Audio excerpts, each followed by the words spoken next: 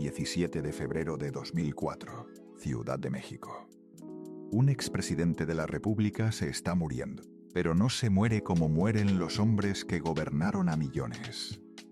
No se muere como mueren los que tuvieron el destino de un país entero en sus manos. No se muere en un mitin rodeado de seguidores, ni en un hospital lleno de honores y guardias de élite, ni frente a las cámaras que durante años registraron cada uno de sus gestos, cada una de sus frases grandilocuentes, cada uno de sus arranques de soberbia presidencial. Se está muriendo dentro del silencio más absoluto, dentro de una mansión convertida en fortaleza, dentro de una casa donde, según los informes y testimonios que estallaron después como Bob, el hombre que alguna vez gobernó a todo un país, ya no mandaba sobre nada en absoluto, ni sobre su propio cuerpo vencido, ni sobre su tiempo, ni sobre quién podía verlo y quién no, ni sobre la mujer que dormía cada noche a su lado. No, esta no es la historia de cómo Sasha Montenegro enamoró a José López Portillo. Esa es la versión fácil, la versión rosa, la versión cómoda que se cuenta en las revistas del corazón y en las sobremesas. Esta es una historia mucho más profunda y mucho más turbia. Es la historia de cómo una actriz nacida entre las ruinas humeantes de la guerra, criada bajo el instinto brutal y primitivo de la supervivencia, terminó entrando hasta el corazón mismo del poder mexicano y quedándose con algo mucho más oscuro, mucho más perturbador que una simple historia de amor, porque detrás del glamour de las marquesinas, detrás de las películas, detrás de la mansión de 120.000 metros cuadrados y detrás de la imagen de pareja escandalosa que tanto vendía en los periódicos del país, había otra cosa escondida, algo que pocos se atreven a nombrar, según las acusaciones que su propia familia llevó hasta los tribunales, con pruebas y testigos. Había un secreto asqueroso latiendo bajo la superficie. Un presidente envejecido, enfermo, aislado del mundo y presuntamente maltratado en silencio, mientras todo el país seguía recordándolo como un hombre temido, como un patriarca de hierro, como un símbolo intocable del poder. Hoy vas a descubrir 4 cosas, y te voy a avisar cuando llegue cada una de ellas. Primero, cómo una niña marcada desde la cuna por la guerra, el exilio y la muerte aprendió a no buscar jamás el amor, sino la protección absoluta, y convirtió su belleza en un arma de precisión quirúrgica. Segundo, cómo conoció a López Portillo en Sevilla en 1984, y por qué aquel expresidente derrotado. Si te gusta este contenido, suscríbete para no perderte ninguna historia oculta. Herido en lo más profundo de su orgullo, se convirtió en la presa perfecta para una cazadora paciente. Tercero, cómo nacieron 2 hijos que lo cambiaron todo. Cómo cayó en manos de Sasha, la legendaria colina del perro, y cómo aquella historia que parecía romántica empezó a oler a encierro, a control y a humillación silenciosa. Y cuarto, las acusaciones más brutales de todas, los moretones en la piel de un anciano, el aislamiento sistemático, la batalla legal feroz, la carta con la que ella logró voltearle el juego a toda una familia poderosa y quedarse, incluso después de la muerte, como la viuda legal del hombre que, según los suyos, sufría un infierno detrás de las puertas cerradas con llave. Pero antes de todo eso, necesitas saber de dónde vino realmente Sasha Montenegro. Porque el origen de ese secreto no empezó en México, no empezó en los estudios de cine ni en los cabarets. Empezó mucho antes, en otro continente, en otra época entre escombros. Todo comenzó lejos de México, lejos de las marquesinas iluminadas, lejos de los cabarets llenos de humo, lejos del olor a maquillaje barato, alcohol y tabaco, que después definiría una parte importante de su leyenda. Bari, Italia. 20 de enero de 1946. Europa todavía era un continente herido de muerte, apenas saliendo del horror. Las ruinas seguían en pie por todas partes. El miedo seguía vivo en cada esquina. El hambre seguía rondando las calles de las ciudades destrozadas, y en medio de ese paisaje devastado de posguerra, nace una niña con un nombre demasiado largo para el mundo del espectáculo y demasiado pesado para una vida tranquila y sencilla. Alexandra Achimovich Popovic. Guarda muy bien ese nombre en tu memoria, Alexandra, porque mucho antes de convertirse en la mítica Sasha Montenegro, mucho antes de aprender a mirar a los hombres poderosos como si pudiera leerles el alma entera de un solo vistazo, esa niña ya venía marcada por una historia que no tenía absolutamente nada de glamour, nada de brillo. Su padre, Sivojin Achimovich, su madre, Silvia Popovic, una familia de origen yugoslavo, con raíces de nobleza en la lejana Montenegro.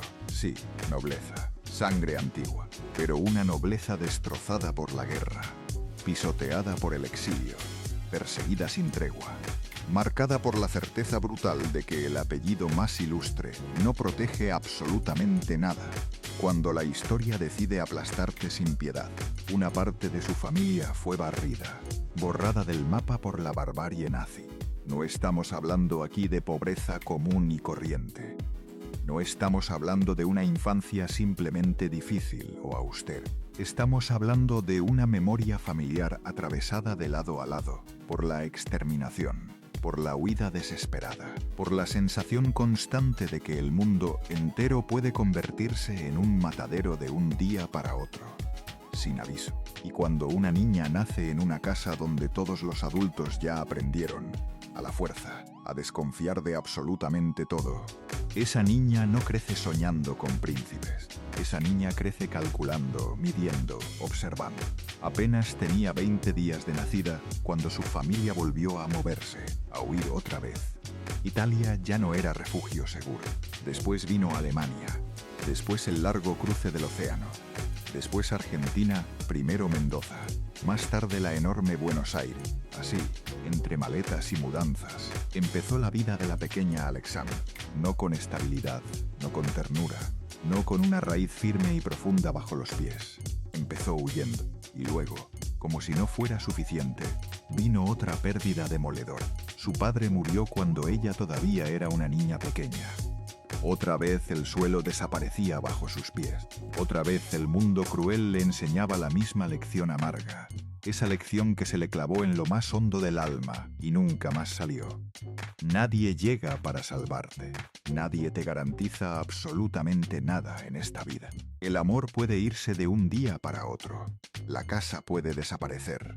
La patria puede romperse en pedazos. El hombre que protege también puede faltar en cualquier momento, sin avisar. Y cuando una niña aprende esa lección demasiado pronto, demasiado joven, su corazón no se vuelve romántico ni soñador. Se vuelve frío, calculador, estratégico.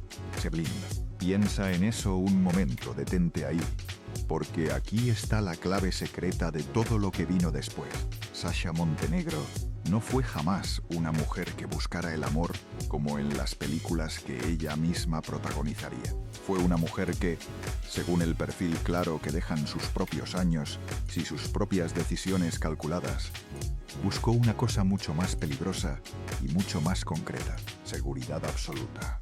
No cariño, no ternura, no romance de novela. Seguridad, poder, protección blindada contra un mundo que para ella, desde la cuna, siempre había sido hostil, siempre había sido amenaza pura, siempre había estado a punto de tragársela entera. Con el paso del tiempo, Alexandra entendió algo más, algo que la marcaría para el resto de su existencia. Para sobrevivir de verdad no bastaba con resistir, con aguantar. Había que transformarse por completo, había que cambiar de piel como las serpientes, había que dejar morir a una persona entera para que naciera otra completamente distinta. Por eso, cuando años después salió de Argentina, pasó por Estados Unidos y finalmente terminó en México hacia finales de los años 60, no llegó como una migrante más buscando suerte y un poco de fortuna. Llegó como una mujer perfectamente lista para reinventarse de pies a cabeza, lista para borrar su pasado doloroso y fabricarse a sí misma un destino nuevo. Y así, en ese instante, murió definitivamente Alexandra y nació Sasha Montenegro. El nombre sonaba a misterio, a lujo europeo, a aristocracia, a mujer imposible de olvidar una vez vista. Exactamente lo que necesitaba una industria que vivía, que respiraba, de fabricar fantasías para las masas. México la recibió con los brazos abiertos de par en par, pero no por compasión, no por hospitalidad bondadosa. La recibió porque ella tenía exactamente, milimétricamente, lo que ese país consumía con avidez insaciable: belleza deslumbrante, presencia magnética, frialdad elegante de reina, un rostro capaz de detener conversaciones enteras a media frase, un cuerpo que la cámara entendía de inmediato, sin necesidad de explicaciones ni ensayos. Pero aquí viene lo más inquietante de todo, lo que casi nadie veía. Mientras el público entero veía a una futura estrella naciendo, dentro de ella seguía creciendo, agazapada, otra cosa muy distinta, una fría lógica de supervivencia, un instinto casi animal, casi felino, para detectar con precisión dónde estaba el verdadero poder, quién lo tenía de verdad y cómo acercarse a él sin levantar sospecha. Ella ya había aprendido, en carne propia, que el mundo no pertenece a los más nobles, ni a los más buenos, ni a los más justos. Pertenece a los más rápidos, a los más duros, a los que saben adaptarse y mutar antes de que llegue la siguiente tormenta inevitable. Por eso su historia nunca fue, ni por un instante, la de una muchacha ingenua y soñadora que buscaba fama y aplausos. Fue siempre la historia de una sobreviviente endurecida que entendió algo brutal desde muy joven. La belleza podía abrir muchas puertas, sí, pero el poder podía cerrarlas detrás de ti y dejarte a salvo adentro, protegida para siempre, o dejar a otros atrapados contigo, encerrados sin salida. A finales de los años 60, cuando por fin llegó a México para quedarse, Alexandra Achimovic Popovic ya entendía a la perfección algo que muchas mujeres tardan una vida entera, completa, en descubrir. El mundo del espectáculo no premia jamás la inocencia ni la pureza. Premia la utilidad pura y dura. Premia la capacidad de seducir, de resistir los golpes, de callar exactamente lo necesario y mostrar solo lo que conviene en el momento exacto y preciso.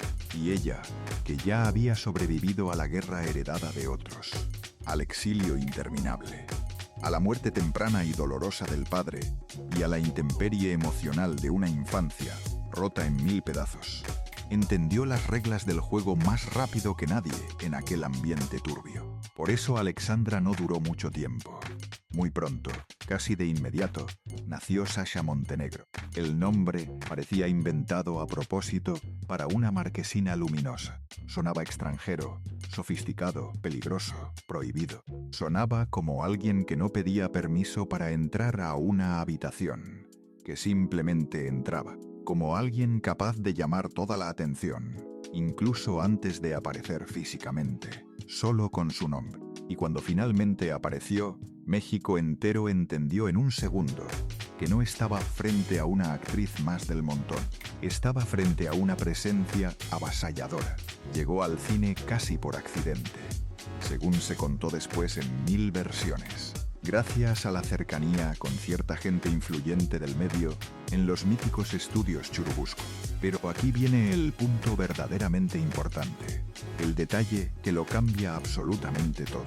Lo que para otras jóvenes aspirantes era una simple oportunidad artística, un sueño, para ella fue otra cosa completamente distinta y mucho más fría. Una puerta, una herramienta de trabajo, una escalera firme hacia arriba. El escenario nunca fue el fin en sí mismo, fue siempre, desde el principio, el método.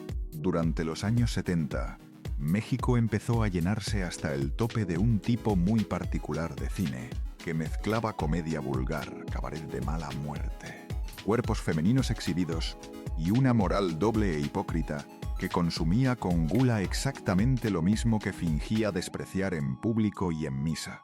El llamado cine de ficheras no pedía grandes discursos filosóficos ni profundidad dramática alguna. Pedía piernas largas, insinuación constante, descaro, carne convertida directamente en taquilla y dinero contante. y Sasha se convirtió, sin discusión, en la reina absoluta e indiscutible de ese territorio salvaje. Muñecas de medianoche. Pedro Navaja. La vida difícil de una mujer fácil. Más de 70 películas en su haber. Afiche tras afiche pegado en las calles. Foto tras foto en las revistas. Cines llenos hasta el último asiento disponible. Hombres hablando de ella como una fantasía inalcanzable y prohibida. Mujeres mirándola con una mezcla turbia de fascinación y rechazo profundo. Pero aquí aparece la contradicción que lo cambia todo. La grieta interna profunda que define por completo al personaje. Mientras el país entero la consumía noche tras noche como un puro símbolo sexual. Dentro de Sasha seguía viviendo, intacta. Una mujer que, según los retratos honestos de quienes la conocieron de cerca y la trataron, se sentía profunda y absolutamente superior a ese mundo vulgar que la había hecho famosa y rica. Piensa en eso un momento, en esa contradicción. La industria le daba dinero a montones, le daba visibilidad total, le daba acceso a círculos cada vez más cerrados, pero también le exigía, a cambio, humillación constante. Le exigía convertir su propio cuerpo en simple mercancía de venta. Le exigía sonreír forzadamente mientras otros hombres decidían por ella cómo debía mirar, cómo debía caminar, cuánto debía mostrar de su piel, en qué ángulo exacto debía colocarse para la foto. Y una mujer marcada hasta los huesos, hasta la médula, por el feroz instinto de supervivencia, no olvida jamás esas cosas. Las archiva en silencio, las guarda, las usa después, aprende de cada una de ellas y las convierte, lentamente, en munición. En 1975 llegó Bellas de Noche. Y con esa película llegó también uno de los episodios más reveladores de toda su psicología profunda. Una escena de desnudo total que duraba apenas unos 30 segundos. 30 segundos exactos. Nada para el público hambriento que llenaba a reventar las salas. Pero una eternidad insoportable para una mujer que, según distintas versiones coincidentes, despreciaba profundamente, con todo su ser, la idea de exhibirse así, desnuda, frente a la cámara fría. Discutió hasta el cansancio, protestó, se resistió con todas sus fuerzas, peleó. No quería hacerlo de ninguna manera. Le repugnaba en lo más hondo de su orgullo. Sentía con certeza que todo ese cine era basura disfrazada de éxito. Mugre vendida cara como si fuera triunfo. Pero al final, tragándose todo lo hizo. ¿Y por qué lo hizo si tanto le repugnaba? Porque el dinero importaba, y mucho. Porque la fama importaba para mantenerse arriba.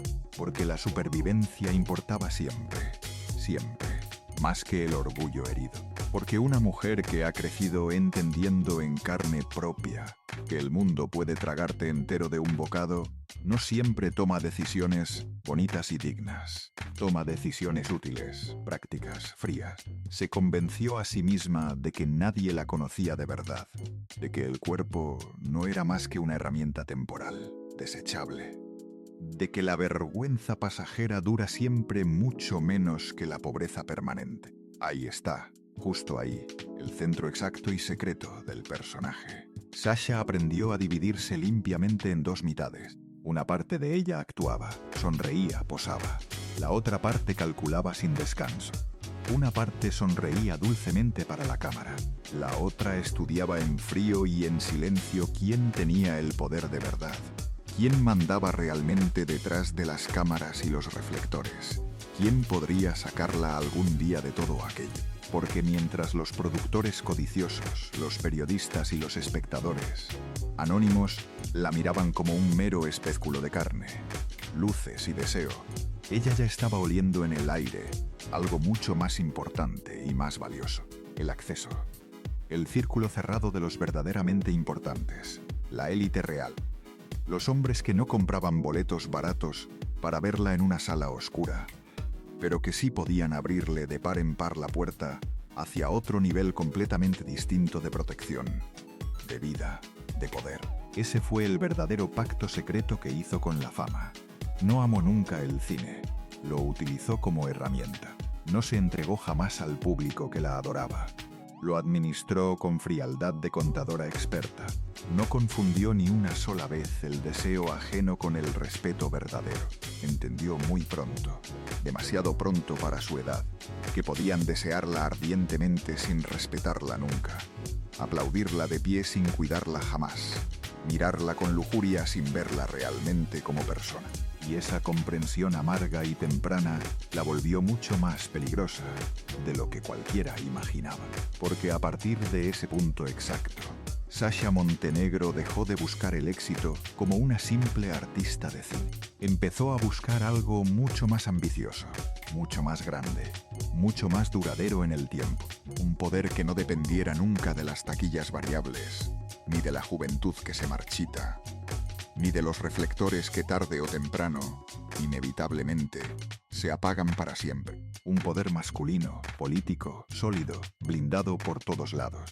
Un poder con la capacidad mágica de convertir a una simple vedette de cabaret en alguien intocable, inalcanzable, eterno. Y fue justo entonces cuando apareció en su camino el hombre correcto, o el hombre equivocado, según desde dónde decidas mirar la historia. 1984, Sevilla, España. 2 largos años después de haber dejado la presidencia, José López Portillo ya no era ni la sombra del hombre que alguna vez ocupó el centro absoluto de un país. Seguía teniendo, eso sí, sus apellidos ilustres. Seguía teniendo memoria del poder. Seguía conservando esa voz profunda de señor acostumbrado a mandar sin réplica. Esa voz que durante 6 años enteros había hecho temblar gabinetes completos con solo levantar el tono. Pero ya no tenía lo más importante de todo, lo único que importaba de verdad. El poder vivo, palpitante, el poder de hoy. El poder real que hace que la gente te tema en presente y no solo te recuerde en pasado. Y cuando un hombre acostumbrado a todo eso pierde de golpe esa fuerza, no se queda simplemente solo y triste. Se queda profundamente herido, abierto en canal, sangrando por dentro sin que nadie lo vea. Sasha Montenegro tenía 38 años en aquel momento.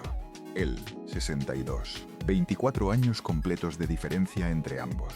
24 años entre una mujer todavía en plena plenitud de su belleza pública y madura, y un expresidente cansado cargando sobre los hombros el pesado fardo de un sexenio que había terminado entre el descrédito generalizado, el resentimiento popular feroz y la ruina económica del país entero.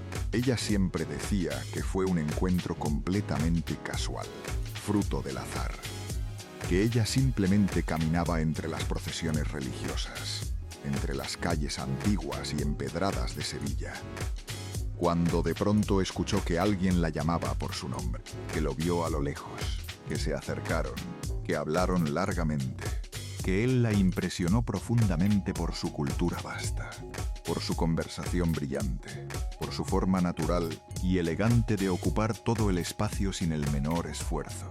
Lo llamó después, con admiración, un señorón, un conquistador natural de cuna. Un hombre de esos que parecen hechos para que el resto del mundo baje instintivamente la voz cuando ellos entran a un salón. Y tal vez ella dijo, en parte la verdad. Pero la verdad nunca viene sola, nunca viene completa ni limpia, porque lo que Sasha realmente encontró aquel día en Sevilla no fue solamente a un hombre interesante, culto y conversador. Encontró algo mucho más jugoso, a un rey sin corona. A un hombre que había sido adorado como un dios y temido como un tirano por igual, pero que ahora cargaba sobre su espalda la humillación insoportable de haber caído desde el centro mismo del poder hasta el olvido casi total. Y los hombres así, los reyes caídos, son peligrosos, sí, pero también son terriblemente, fatalmente vulnerables. Necesitan admiración como necesitan el aire. Necesitan consuelo desesperadamente. Necesitan una sola mirada que les diga, aunque sea mentira, que todavía importan, que todavía mandan en algo, que todavía pueden conquistar a alguien hermoso. Ahí estuvo el gancho perfecto, el anzuelo dorado e irresistible. Mientras allá en Europa, la historia parecía exactamente una novela elegante y culta, con cenas largas a la luz de las velas, paseos románticos por calles empedradas y antiguas, conversaciones interminables hasta la madrugada, y ese perfume embriagante de intimidad culta que tanto seduce y desarma a los hombres derrotados. En México se cocinaba al mismo tiempo otra escena muy distinta y mucho más amarga. Carmen Romano seguía siendo, ante todos y ante la ley, la esposa legítima, la mujer del retrato oficial colgado en los muros, la primera dama que había compartido con él, codo a codo, el momento más alto y glorioso del poder. Y aunque la relación entre ellos ya venía rota y fría desde hacía años, una cosa muy distinta es vivir una fractura en privado, en silencio, entre cuatro paredes cerradas. Otra cosa muy distinta y mucho más dolorosa es ver con tus propios ojos cómo tu marido, expresidente de la República, empieza a exhibir abierta y descaradamente una pasión ardiente por una actriz del cine que toda la élite refinada fingía despreciar. Piensa en eso un momento, en el peso de eso. No era solamente celos de mujer, no era solamente un vulgar adulterio más, era una afrenta social directa. Una humillación de clase imperdonable. Una herida pública sangrante para una familia entera acostumbrada, durante generaciones, a que el escándalo siempre lo protagonizaran otros. Nunca jamás ellos mismos. Sasha, mientras tanto, jugando su partida con paciencia, nunca se presentó como una amenaza visible. Ahí estuvo precisamente su inteligencia más fina y peligrosa. No entró haciendo ruido ni exigencias. No entró exigiendo nada. No entró peleando por su lugar. Entró suavemente, como un alivio bienvenido. Como una mujer que lo entendía sin reproches ni juicios. Como alguien que no le pedía cuentas amargas por el pasado. Que no le recordaba constantemente sus fracasos. Que no lo juzgaba por la ruina que dejó atrás. Como la compañera perfecta capaz de escuchar durante horas enteras a un hombre que ya no gobernaba absolutamente nada, pero que todavía necesitaba desesperadamente, con cada fibra, sentirse importante y vivo. La vedette, la extranjera misteriosa, la mujer que venía precisamente de ese mundo bajo y vulgar que la política oficial decía mirar siempre por encima del hombro con desprecio, se volvió de pronto el espejo mágico donde un expresidente envejecido y cansado todavía podía verse a sí mismo poderoso. Todavía podía verse deseable y atractivo. Todavía podía verse plenamente vivo. Y cuando un hombre empieza a confundirte con su último refugio en el mundo, con su última y única razón para levantarse cada mañana, ya no te está abriendo simplemente la puerta de su casa y su cama, te está abriendo, sin saberlo, la puerta de su debilidad más profunda y secreta. Eso fue Sevilla, no un romance cualquiera de verano, no una aventura pasajera más en la larga vida de un hombre con fama de gran conquistador. Fue el punto exacto, milimétrico, quirúrgico, donde la inmensa soledad de López Portillo se convirtió en una llave maestra, la llave para entrar al apellido ilustre. La llave para entrar hasta la intimidad más guardada. La llave para entrar directo a la parte más frágil y rota de un hombre que había pasado toda su larga vida fingiendo, ante todos, que nada en el mundo entero podía derribarlo jamás. Desde fuera, para todos, parecía amor puro y maduro. Desde dentro ya era, en realidad, otra cosa muy distinta y muy fría, porque Sasha no se acercó nunca a un presidente en pleno ejercicio del poder, rodeado de guardias y secretarios. Se acercó deliberadamente a algo mucho más útil para sus antiguos propósitos, a un hombre profundamente herido, necesitado de adoración como una droga, separado ya del poder real y efectivo, pero todavía dueño de poderosos símbolos, de valiosas propiedades, de prestigio residual y de una historia familiar lo bastante grande y sólida como para ofrecerle a ella exactamente, punto por punto, lo que llevaba buscando con ansia desde que era una niña asustada: seguridad, blindaje, una muralla alta contra el mundo hostil. Pero algunas murallas, las peores, no protegen a nadie. Algunas murallas te dejan entrar tranquilamente, solo para que un día, demasiado tarde, descubras con horror que ya no puedes salir de ellas. Y José López Portillo sin saberlo, sin sospecharlo siquiera por un segundo, ya había dado en Sevilla el primer paso fatal hacia esa jaula dorada. En 1985 nació Nabila. Guarda muy bien ese nombre en tu memoria, Nabila, porque a veces una historia de amor deja de ser solo una historia de amor en el instante exacto, preciso, en que aparece un hijo de por medio. Ya no es solo deseo carnal, ya no es solo aventura prohibida, ya no es solo un capricho pasajero de dos. Se vuelve sangre compartida, se vuelve linaje, se vuelve herencia futura. Y eso fue exactamente, al pie de la letra, lo que ocurrió aquí. José López Portillo seguía siendo legalmente, ante notarios y jueces, el esposo de Carmen Romano. Seguía firmemente atado al nombre, a la estructura familiar, a la familia legítima reconocida, a ese mundo rígido donde cada pequeño gesto tenía un peso político enorme y cada escándalo olía intensamente a humillación pública. Pero mientras la esposa oficial seguía ocupando, terca, el lugar del retrato en la pared, Sasha ya había dado un paso mucho más profundo, mucho más definitivo e irreversible. Le dio una hija de su propia sangre, una hija nacida no en la paz de un hogar, no en el orden de un matrimonio bendecido, no en una casa limpia y aprobada por todos, sino justo en medio de una relación turbia que para media élite mexicana resultaba una afrenta imperdonable y vergonzosa. Y 5 años más tarde, 1990, nació también Alexander. 2 hijos en total. 2 raíces profundas clavadas con fuerza en la tierra firme. 2 pruebas vivientes, imposibles de borrar o negar jamás. Piensa en eso un momento, en su peso. Un expresidente derrotado y envejecido. Una vedette de cine convertida ya en compañera íntima y madre.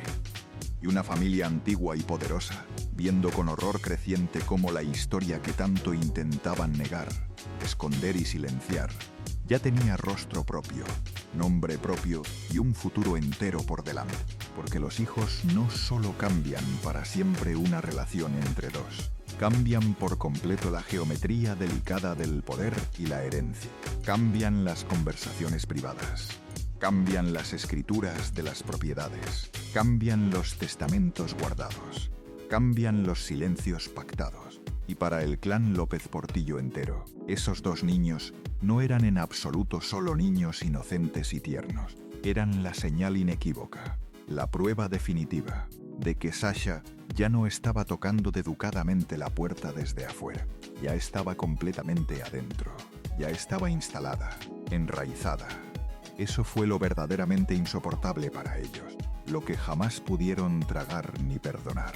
No era solamente que una actriz del despreciado cine de ficheras hubiera enamorado a todo un expresidente de la República.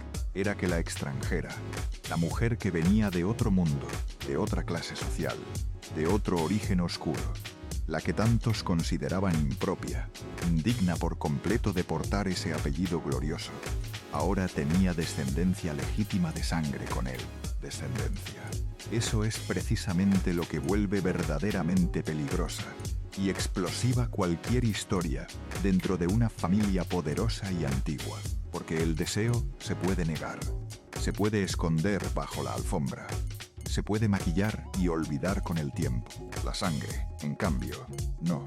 La sangre se queda para siempre, generación tras generación. En 1991 llegó por fin el divorcio con Carmen Romano, un cierre legal definitivo que para algunos de la familia debía limpiar el viejo escándalo, cerrar de una vez la herida abierta, devolver el orden perdido a la casa, pero que en realidad, sin que lo previeran, abrió una etapa mucho más brutal, mucho más decisiva y peligrosa, porque una vez fuera del camino la esposa histórica, una vez retirado el último obstáculo formal y legal, el camino quedó completamente despejado y limpio para que Sasha dejara de ser la incómoda amante de las sombras y empezara a ocupar abiertamente el lugar central, el trono mismo que durante tantos años había codiciado en silencio.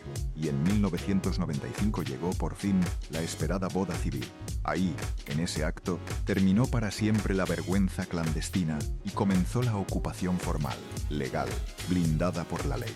Ese mismo año exacto, la historia dejó de girar alrededor del romance y del corazón, y comenzó a girar implacable alrededor del territorio, del patrimonio acumulado, del símbolo máximo y supremo del poder privado de López Portillo, la legendaria Colina del Perro, bosques de las lomas, más de 120.000 metros cuadrados de terreno, cerca de 12 hectáreas completas, 4 residencias separadas, alberca enorme, gimnasio, caballerizas para los caballos, un observatorio astronómico, un cuarto especial lleno de armas, una subestación eléctrica propia y privada, y una descomunal biblioteca de alrededor de 30.000 libros que en realidad no parecía una biblioteca de lectura, sino más bien la versión monumental y megalómana del ego desbordado de un hombre que siempre quiso ser recordado por la historia como culto, como brillante, como distinto y superior a todos los demás mortales. Era mucho más que una casa, era un reino completo, un reino opulento construido en medio de un país desbordado de pobreza y miseria, un reino separado del mundo real por altas murallas, un reino donde el expresidente caído podía fingir, cada mañana al despertar, que todavía no había caído del todo. Y fue ahí, precisamente ahí, en ese reino, donde Sasha consolidó la parte más fría, más calculada y más astuta de todo su largo y paciente avance. Según los testimonios cruzados y las versiones que después circularon por todas partes, López Portillo firmó de su puño la donación legal de una parte importante de esa fortaleza para Sasha y para sus 2 hijos. No estamos hablando aquí de un regalo menor, de una joya cara o de un automóvil de lujo. Estamos hablando del corazón material mismo, del núcleo, de toda una dinastía. Piensa por un segundo en esa escena reveladora. Un hombre envejeciendo a ojos vistas, debilitándose día con día. Y una mujer que llevaba ya largos años acercándose con paciencia infinita y silenciosa. Hijo por hijo. Papel firmado por papel firmado. Escritura por escritura. Espacio ganado por espacio. Y de pronto, casi sin que nadie lo notara, la vedette de cabaret convertida ya en esposa legal ya no solo compartía la cama tibia del expresidente, compartía ahora el núcleo mismo, el centro, de su patrimonio histórico. Había pasado de ser una mera fantasía pública proyectada en una pantalla de cine, a ser propietaria privada y legal del símbolo más obsceno y descarado de todo su poder. Eso fue la verdadera conquista, la única que realmente importaba al final. Porque ahí, en ese punto, la historia ya no tenía absolutamente nada de romántica ni de tierna. Los hijos funcionaban perfectamente como raíces profundas que sujetaban con fuerza el árbol al suelo. El matrimonio funcionaba como un blindaje legal impenetrable, y la enorme casa funcionaba como el trofeo definitivo y supremo.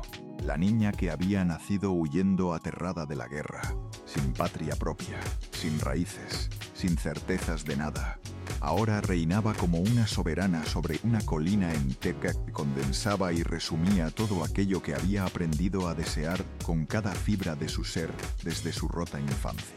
Seguridad total, murallas altas, dinero abundante, apellido ilustre, protección absoluta y blindada. Pero guarda muy bien esta frase en tu mente, porque la vas a necesitar más adelante. Pronto. La Colina del Perro no era una simple casa, era una trampa perfecta, porque cuando una mujer entra en una familia poderosa solamente a través del deseo y la cama, todavía puede quedar algún margen estrecho para el perdón futuro, para la reconciliación, para el olvido piadoso con el tiempo. Pero cuando esa misma mujer entra cargada con hijos de sangre, con papeles firmados, con herencia asegurada y con territorio propio, lo que viene inevitablemente después ya no es un simple rechazo o desprecio, es guerra, guerra abierta y total. Y aquella guerra silenciosa apenas estaba empezando a calentar sus terribles motores. Y entonces llegó 1999. Guarda muy bien ese año concreto en tu memoria. 1990, porque ese fue el momento exacto, el punto de quiebre, en que absolutamente todo dejó de ser un mero escándalo de alcoba, una guerra de herencias todavía en formación, Una simple humillación social para la orgullosa familia presidencial. En ese año fatídico de 1999, el cuerpo entero de José López Portillo se rompió de golpe, sin aviso. Un infarto cerebral fulminante lo derribó por completo. Le arrebató de un solo golpe la movilidad de los miembros, la claridad mental, los reflejos rápidos, la autonomía personal. El hombre que alguna vez habló y ordenó como dueño y señor absoluto de un país entero, empezó a depender por completo de otros para levantarse de la cama, para caminar unos pasos, para recordar nombres, para resistir el lento paso de los días. Y cuando el poder y la fuerza abandonan finalmente el cuerpo de un hombre, lo que queda crudamente al descubierto ya no es la gloria pasada ni el prestigio. Es la fragilidad pura y desnuda. Es la carne vencida y rendida. Piensa en eso un momento, con calma. Durante muchos años, todo México había visto a López Portillo como el símbolo viviente del exceso, de la soberbia desmedida, de la ruina económica nacional, de las frases grandilocuentes que después se volvieron burla cruel en boca de todos. Pero detrás de las altas puertas blindadas de la Colina del Perro, ya no estaba, ni de lejos, el presidente temido de antes. Ya no estaba el imponente señorón de Sevilla que conquistaba salones enteros con su sola presencia. Ya no estaba el patriarca de hierro que todavía podía decidir el destino completo de una familia con una sola orden tajante. Estaba, en su lugar, un anciano profundamente enfermo y disminuido, un hombre vulnerable, frágil como un cristal, totalmente dependiente de otros. Un hombre atrapado dentro de una casa demasiado inmensa y vacía para esconder tanto miedo silencioso y tanta soledad infinita. Y aquí es exactamente donde aparece lo más oscuro y perturbador de toda esta historia. El corazón podrido y negro del relato entero. Porque según los testimonios recogidos, según las versiones desesperadas de la familia, y según los graves señalamientos que después llegarían formalmente hasta los tribunales, la Colina del Perro dejó de ser una lujosa mansión y se convirtió en otra cosa muy distinta y mucho más siniestra, en una jaula con barrotes invisibles, en una zona de control absoluto y total, en un territorio cerrado donde el enfermo postrado ya no decidía nada, ni siquiera quién entraba por la puerta, quién salía de ella, quién podía verlo, quién podía tocarlo, quién le hablaba al oído, quién podía acercarse a él para preguntarle simplemente cómo se sentía ese día. La primera persona en entender con claridad que algo no encajaba, que algo olía terriblemente mal y podrido detrás de aquellas gruesas paredes, fue Margarita López Portillo, la hermana del expresidente, la mujer que nunca, ni por un solo instante en todos esos años, confió en Sasha, la mujer que siempre vio en ella no solo a una intrusa oportunista y calculadora, sino a una amenaza directa y mortal para todo el apellido, para todo el legado familiar levantado con tanto esfuerzo. Durante años enteros la había despreciado abiertamente por su clase baja, por su origen turbio, por su pasado vergonzoso en el cine de ficheras, por todo lo bajo que representaba ante la buena sociedad. Pero ahora, el conflicto entre ellas ya no era moral, ya no era una cuestión de etiqueta social o de estatus, era físico, real, urgente, era de vida o muerte literal, era el presentimiento agónico y angustiante de que el hermano menor de toda la dinastía se estaba apagando lenta y dolorosamente, en condiciones tan terribles que nadie se atrevía siquiera a describirlas en voz alta, hasta que un día empezaron a aparecer, inocultables, las primeras señales, moretones extraños, marcas oscuras, huellas claras en los brazos delgados del anciano. No eran simples raspones casuales de un viejo torpe que tropieza. No eran accidentes domésticos fáciles de explicar con una caída tonta. Eran marcas que, según quienes las vieron de cerca con sus propios ojos espantados, parecían claramente dedos humanos clavados con fuerza y rabia sobre la piel frágil del expresidente. Dedos, presión brutal, violencia física ejercida sin piedad sobre un cuerpo ya vencido, ya indefenso, ya incapaz de protegerse. Y cuando un anciano debilitado y enfermo empieza a mostrar señales tan claras como esas dentro de una casa custodiada por personal, vigilada de cerca, completamente cerrada al mundo exterior, entonces el silencio espeso deja de parecer simple y respetable discreción. Empieza, peligrosamente, a parecer encubrimiento deliberado. Empieza a oler intensamente a complicidad criminal. Pero no fue solamente eso. Los moretones empezaron también a correr, en susurros, las historias inquietantes sobre habitaciones cerradas con llave por fuera, sobre espacios fríos y deshabitados, sobre un aislamiento sistemático y planeado, sobre rutinas de cuidado médico alteradas sin razón, sobre visitas de familiares bloqueadas directamente en la puerta de entrada, sobre medicamentos vitales que no siempre llegaban con la estricta regularidad que la vida frágil de un enfermo grave exige sin falta. Todo aquello, claro, envuelto en la espesa niebla gris de las versiones cruzadas y contradictorias. Sí, en el resbaloso terreno de lo que se murmura, pero no siempre se prueba ante un juez, pero todo apuntando siempre, una y otra vez, sin desviarse, hacia el mismo centro oscuro y doloroso. El hombre más poderoso de ayer estaba viviendo sus últimos años de vida como un verdadero rehén emocional y físico dentro de su propia fortaleza, dentro del mismo reino opulento que él con tanto orgullo había construido para sentirse invencible y eterno. Y ahí está, justo ahí, el secreto asqueroso del que casi nadie quiere hablar nunca en voz alta y clara. No el romance entre ellos, no la escandalosa diferencia de edad, no la vedette de cabaret convertida en esposa respetable. El verdadero secreto, el que de verdad revuelve el estómago y duele, era este otro. Que todo un expresidente de México, un hombre que en su día había gobernado los destinos de millones de personas, presuntamente terminó sus días humillado, completamente aislado del mundo y sometido a la voluntad de otros dentro de la misma casa que debía protegerlo, cuidarlo y darle finalmente algo de paz en sus últimos y frágiles años de existencia. La fría psicología de la humillación nos dice algo brutal y difícil de aceptar.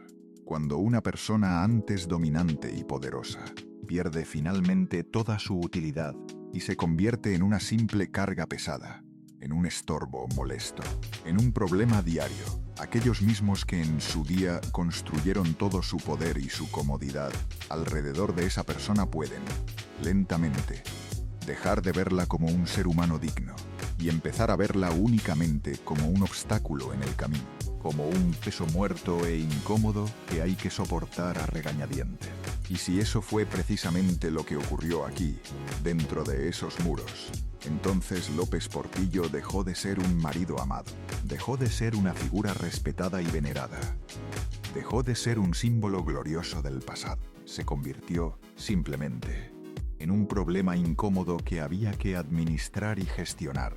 Por eso, justamente, duele tanto y revuelve esta parte concreta de la historia, porque ya no estamos viendo aquí una mera pelea entre adultos ambiciosos peleándose civilizadamente por dinero, casas y poder. Estamos viendo algo mucho peor: la caída final, lenta, silenciosa y solitaria, de un hombre gravemente enfermo que, según quienes intentaron desesperadamente rescatarlo de aquel infierno, ya no tenía ni la fuerza física ni la voz para defenderse de la cruel guerra que lo rodeaba por completo, por todos los flancos. Los hijos del primer matrimonio quedaban sistemáticamente fuera, rechazados ya en la misma puerta de entrada.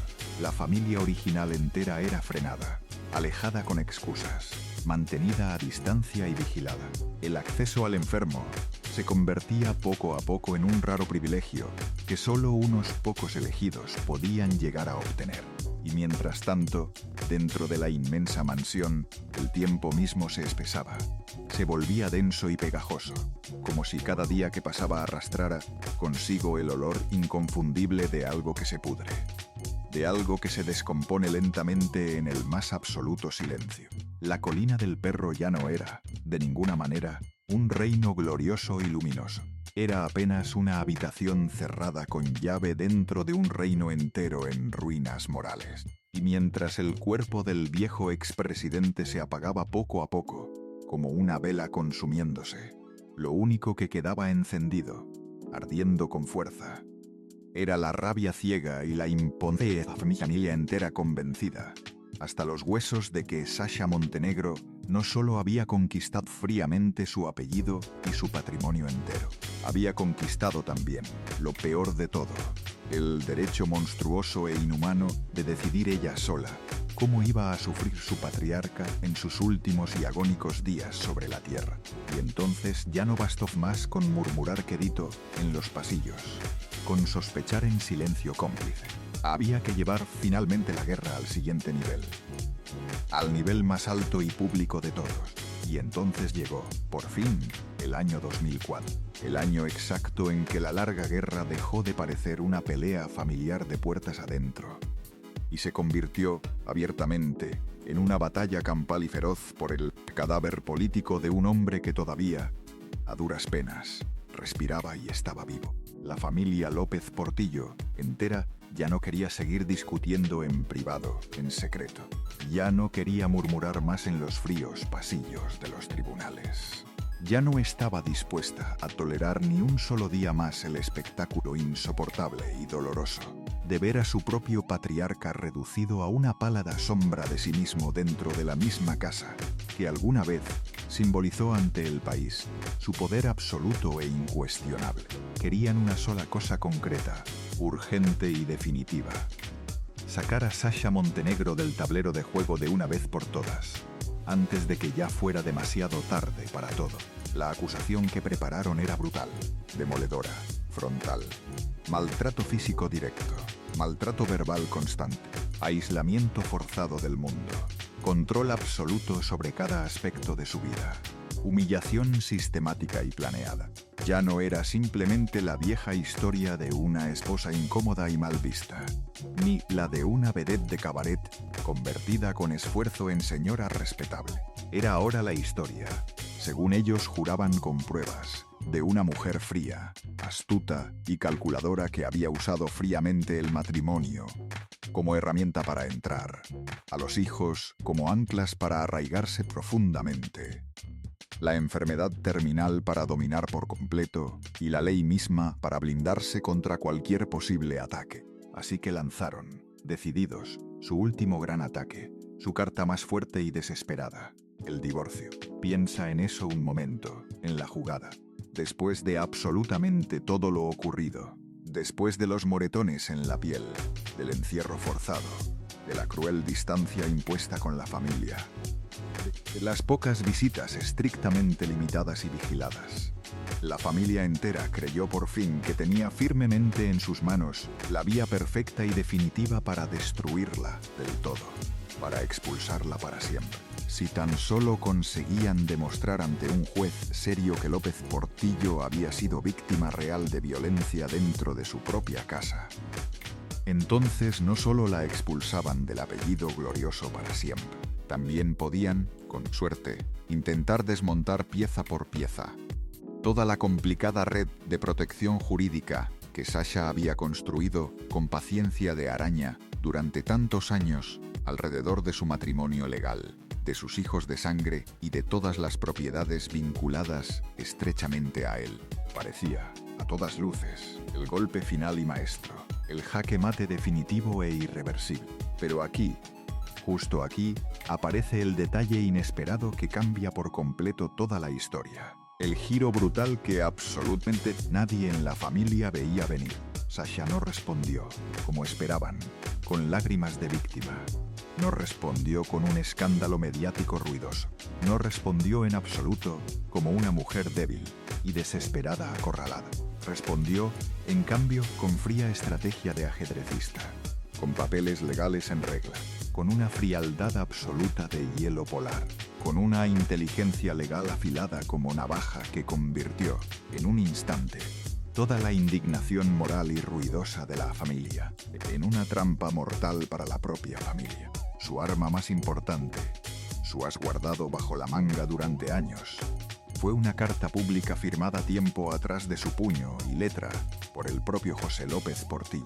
Una carta donde él mismo, en pleno uso de razón, desmentía categórica y rotundamente todas y cada una de las versiones sobre el supuesto maltrato, y presentaba todo aquel asunto como una vil y orquestada campaña de difamación montada cobardemente en su contra. Esa carta firmada, que para algunos era la prueba irrefutable y conmovedora de un amor verdadero, y para otros la prueba clara de una manipulación perversa y calculada, se convirtió de pronto en el centro mismo, en el corazón ardiente de toda la guerra legal, en el campo de batalla decisivo, porque Sasha, con una astucia escalofriante, hizo dos movimientos magistrales al mismo tiempo, dos jugadas perfectas que se cubrían y protegían mutuamente la una a la otra. Primero declaró, mostrando triunfante el papel firmado: aquí tienen la prueba escrita e irrefutable de que mi propio marido negó en vida,